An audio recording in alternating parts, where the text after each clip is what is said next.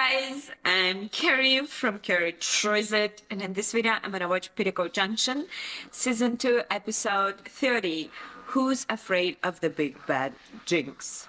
Like, who's afraid of Virginia Woolf?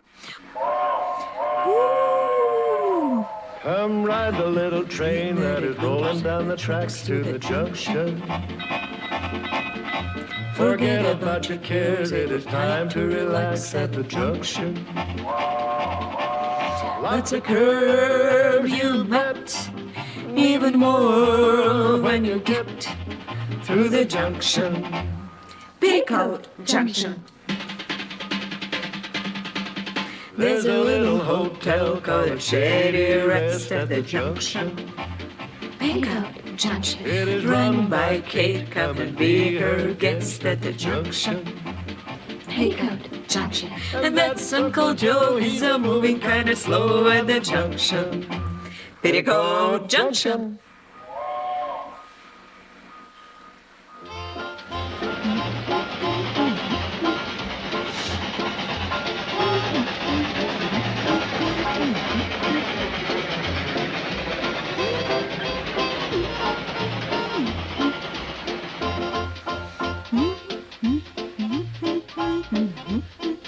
It was the best of times. It was the worst of times. It was the age of wisdom. Oh, Mom, will you fix It was the epic of Oh, well, I gotta wear this to dance. It was the season. Betty Jo's rehearsing for the high school contest. When is she gonna start going out with boys? She's more interested in winning. Come on. Fair. We had everything before us. We were all going direct to heaven. We were all going direct the other way. In short, the period was so like the present.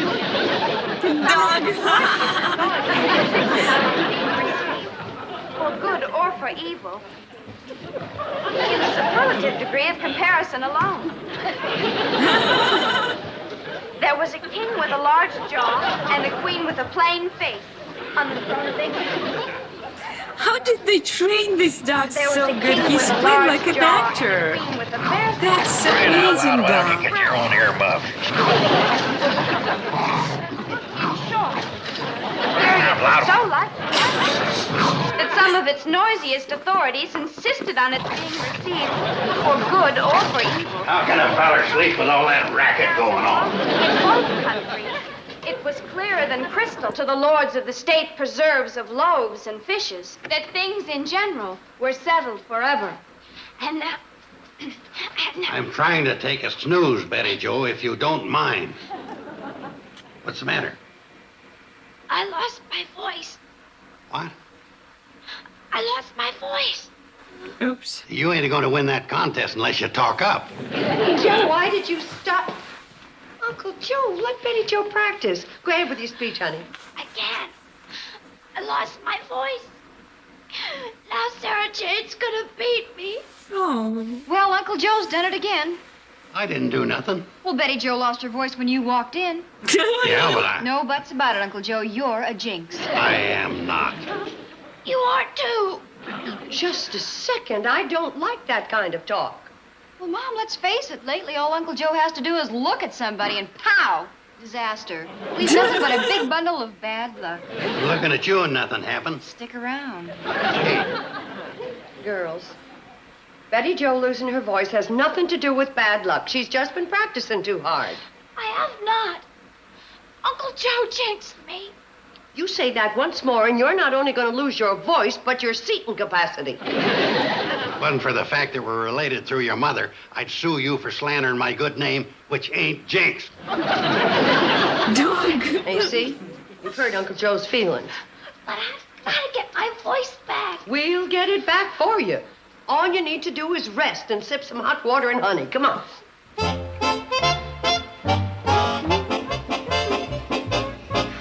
He ain't a-gonna deliver these. You've got to. We ain't a-gonna. I will deliver Newt Kylie's mail. And Fred Zippel's. And Ben Miller's. But we ain't taking nothing to the Shady Rest. As long as Joe the Jinx is there. Look, you want to lose the mail delivering franchise? Rather lose that than the train. You don't have to stop. Just throw the mail off. No, thank you. Look, as postmaster of the Hooterville Post Office, I order you to deliver this mail. I dare you to pull your hat off and say that. You know the motto of the United States Post Office? Yeah, don't steal the pens. No, I mean, neither rain, nor sleet, nor dark of night can stay these couriers from the swift completion of their appointed rounds. Oh, you're just making that up. Take the mail. Well, all right. Boyd, let's appoint our rounds and get it over with.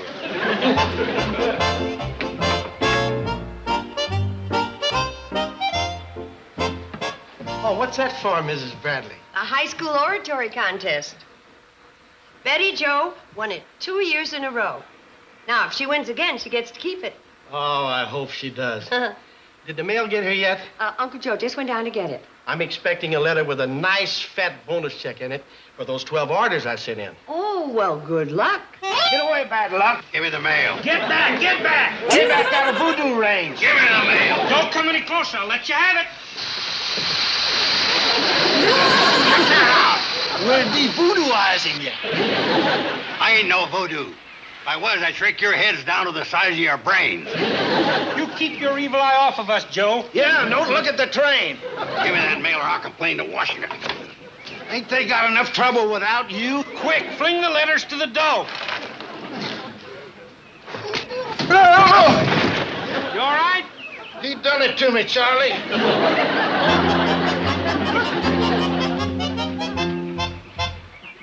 He fell out of the cab. Wasn't my fault. I didn't lay a hand on him. Oh, did he get hurt?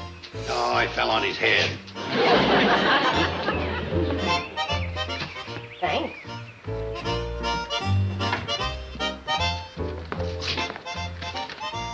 Here's a letter for you, Mr. Harrington. Oh, this is what I've been waiting for. Mom, is there any mail? Very funny.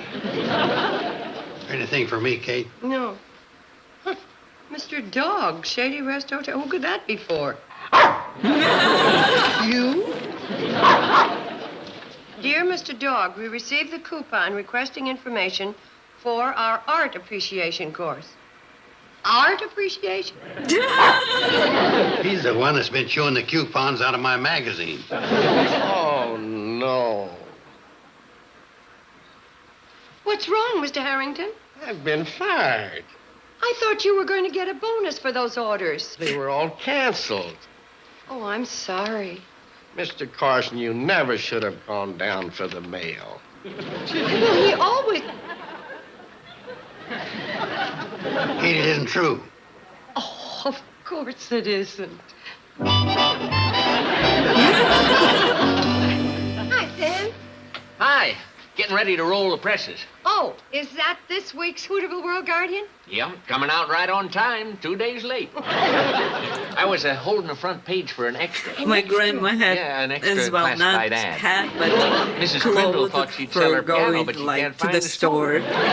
Special Well, clothes. is there any big news? So I funny. got a story about the box factory in Pixley. Oh, and Lem Waller sprained his thumb milking his cow. Yeah, they'll both be out of action for a couple of weeks.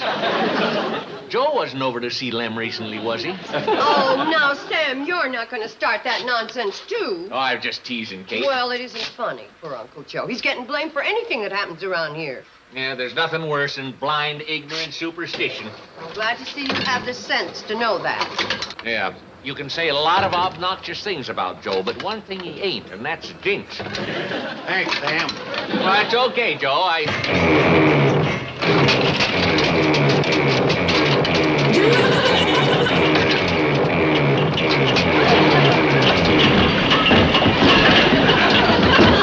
Sam, Get out of here, you Jinx! Stay away from this train. I'm going back to the hotel. Not on this train. These are Kate's groceries. Well, put them down. We'll put them aboard. Put them down. Well, pick them up. Well, back away.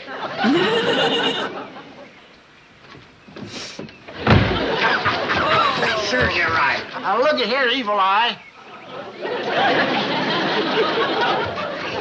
You two fellas going steady?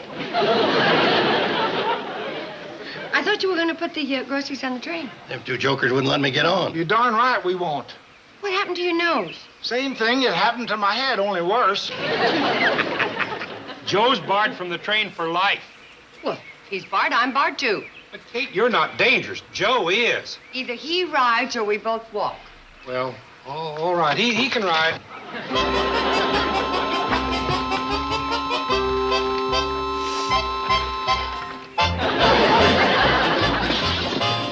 All aboard for the Cannonball's last trip.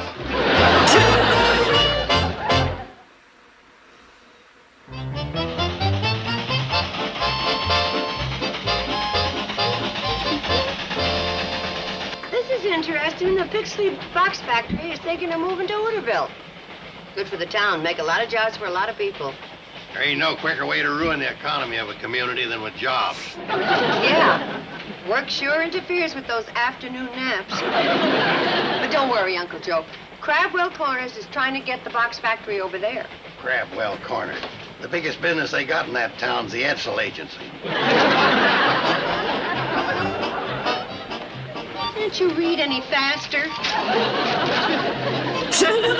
He can't even read without moving his lips. Well, maybe he'll improve after he has his art appreciation course.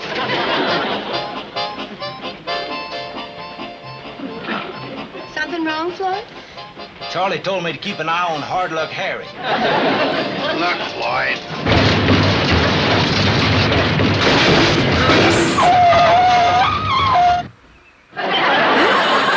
Well, Joe, you done it again.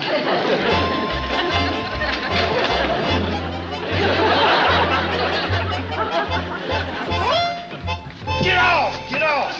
Wow, we're in one piece. I didn't do nothing. You're riding on the train, that's enough. It's the first time in years the wheels have run off the track. Wait a second, fellas. Kate, he can't ride our train. Who wants to? It ain't safe. Uncle Joe. I'm walking. You go with him. Go on, go with him. Kate, I'm sorry, but he's got us scared. Move! Boy, let's get this thing back on the track. Now, just hold your horses, Arnold. You'll get your West Joe whistle. Yeah, oh, there you are. Hiya, Fred. Hi, Joe. Got a new well? Yeah, need more water. Doris and me's figuring on adding 50 more pigs to our spread. Arnold, watch your manners. Pig sure is slurping up a lot of water. Oh, that ain't nothing, Joe. You ought to see Doris after she gets through plowing. Say, you walking. How come? Oh, such a nice day. Oh. Charlie and Floyd told you off the train? How'd you think that? Oh, I've heard stories about you. Well, they ain't true. I know it. I don't hold people who are able to jinx people. Thanks, Fred. No, if there's anything to that, Doris and me had never been able to stay married 40 years. Your dog thirsty? Well, he said he was, didn't he? Well, you can drink out of Arnold's bucket. I don't think he'll mind. You know, that dog is nearly as smart as Arnold.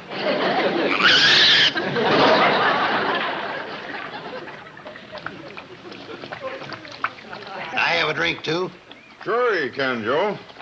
And you're going to find this is the coolest, sweetest, purest water you ever...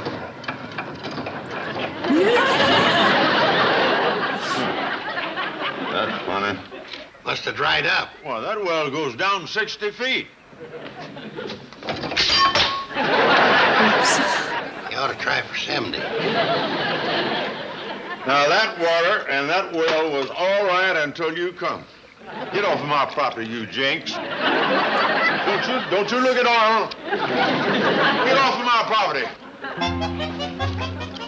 Don't you worry, Arnold. I won't let him jinx you. Don't you worry, boy. Uncle Joe? No, it's us, Mom. Betty Joe, you shouldn't be out in the night air with your throat. Oh, it's fine, Mom. It got better the minute Uncle Joe left. It got better the minute you started the hot water and honey. Now, you get upstairs and go to bed. Yes, ma'am. was the best of times, it was the worst of times. It was the age of wisdom. And save your voice for the contest. I will. Have you seen any sign of Uncle Joe? Nope. Wonder where he could be. I'm real worried. What was that? Sounded like Ben Miller's shotgun. Well, I guess Uncle Joe will be coming home soon. Uncle Joe, I will not have you talking like that. Uncle Joe is not a jinx. Shake hands with Jinx Carson. What? That's the name I'm operating under from now on. You come with me, Uncle Joe. I kept your supper warm for you. Well, I ain't got time for supper. I gotta write out some advertising circulars. If you'd rather get into bed, I'll bring you up some hot soup. But I don't want any soup. Where's Billy Joe's typewriter? Well, I'd better not use it. With my fantastic jinxing powers, it might fall apart.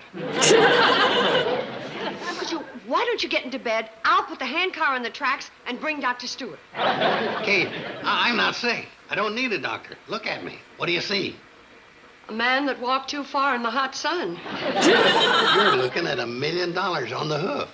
Kate, I'm going into the jinx business. You don't know what a wonderful day I've had. First, I wrecked the train. Then I stopped by Newt Kiley's and watched a wheel fall off his tractor. Then on to Fred Ziffle's, where I had an exciting 10 minutes drying up a new well. And less than a half hour later, I stopped by Ben Miller's. I heard a shotgun blast from over there. It's going to take him a month to rebuild his barn. Joe. Kate, with a series of fantastical, disasterful events like that, what other way is there to go except into the jinxing business? Professional jinx? He's even got a slogan. If you're looking for trouble, call Joe the Jinx. He spent half the night preparing an advertising brochure, complete with rates. You mean he's figuring on charging for bringing bad luck? Sundays and holidays, time and a half. That's not all. He wants to hire himself out to you fellas at the Hooterville Chamber of Commerce. To do what? To jinx crab-roll corners out of the box factory. Kate, I hate to tell you this, but you better reserve him a room in the ding-a-ling factory. I'm pretty worried, Sam. Yeah. How much is he figuring on charging for this? $12. $12? Oh, poor Joe. Well, he says it's worth $25, but he figures that the word-of-mouth advertising he'll get will bring him enough business to do it cut rate. I don't know about that, but $12. Still, that's not too bad a price now to pay for getting the box factory over here. Sam, you don't really think Uncle Joe can bring the box factory here? Oh, of course not, Kate. $12, huh? You know, if you're even considering this, you're in worse shape than Uncle Joe. Yeah. What kind of guarantee would he give? I guarantee if you give him $12, you'll be throwing away good money. Uncle Joe can't jinx anything, anybody, any place, any time. Oh, Kate, I know he can't. Well, I should hope so. Jinx. Get out! Out! Sid! What were we just talking about? I'm sorry. Come on in, Joe. Have a pickle. Have a pickle.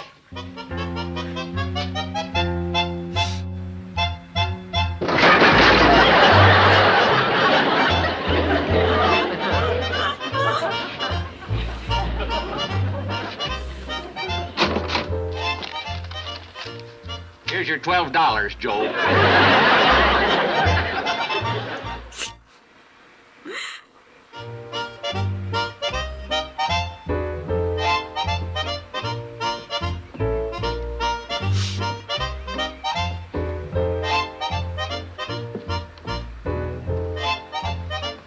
Kate, if you want to observe, but don't interfere. But I was just wondering who you were looking at.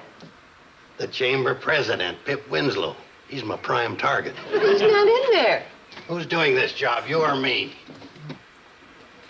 Kate, will you please? Hi, Pip. Told you. Hiya, Pip. Fine, Kate.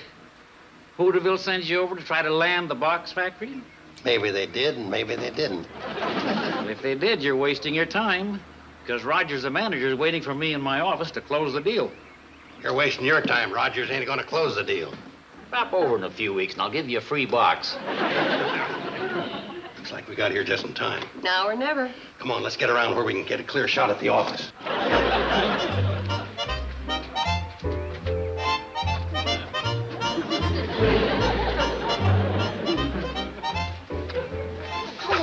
do that? Till I get my bad luck warmed up. What's Pip doing now? Bad luck warmed up. He and Mr. Rogers are looking over the blueprints. I'm feeling pretty unlucky. What's next? I start jinxing. Just like that. Don't you have to set up a table or something?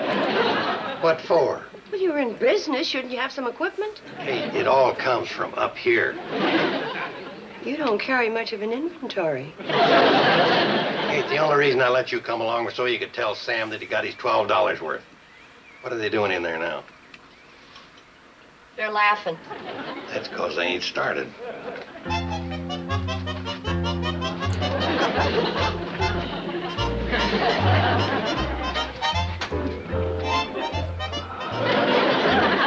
Is that the usual procedure? I gotta get the right bad luck angle. Bad luck angle. They're still laughing. That won't last long. Kate, are you sure you want to watch this? It can get pretty terrifying. I'll try not to scream. Once I get started, there's no stopping me. Now stand back. Riggedy rack. Riggedy Rex. On Crabwell Corners, put a double hex. Take cover, Kate! The desk still standing? Still standing. Maybe you better try another bad luck angle. I was just trying to help. Riggedy rack. Riggedy Rex. On Crabwell Corners, put a triple hex. Look at the desk now. Looks better now than before. Wonder if the altitude's the same over in Crabwell Corners. Whether it is or whether it isn't, you better get busy. They're going to sign the contract.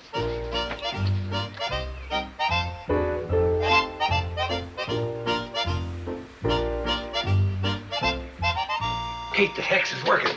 They're out of ink. Fee, fum, fi, fo. Bring Crabwell Corners lots of woe. The ink spilling all over the contract? None on the contract. Went all over their suits. Roger's probably going to blow the deal. Nope.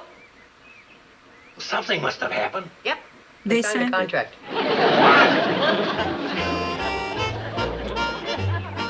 Kate, I'm stuck. Until you're stuck.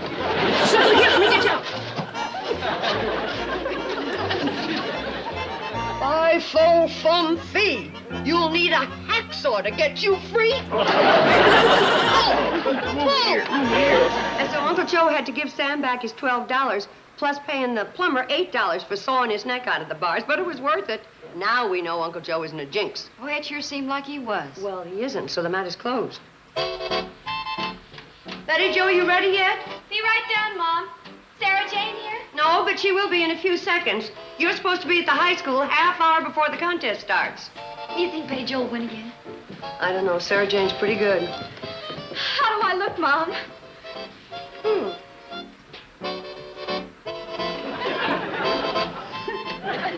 Beautiful.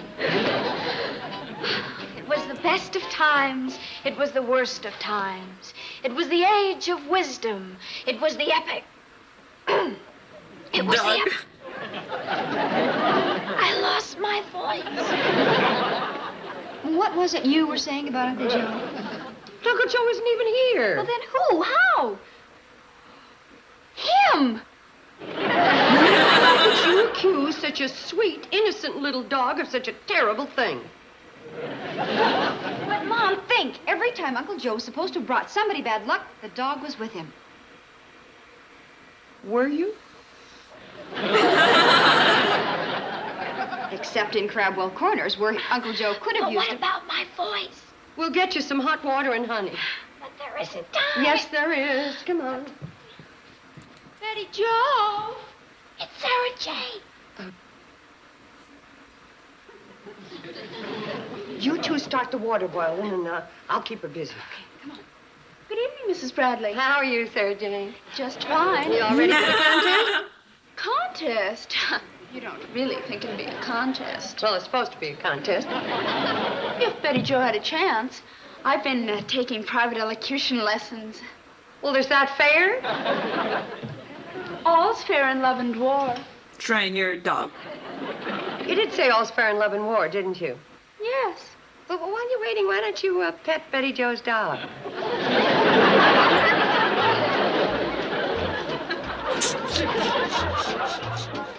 Like you said.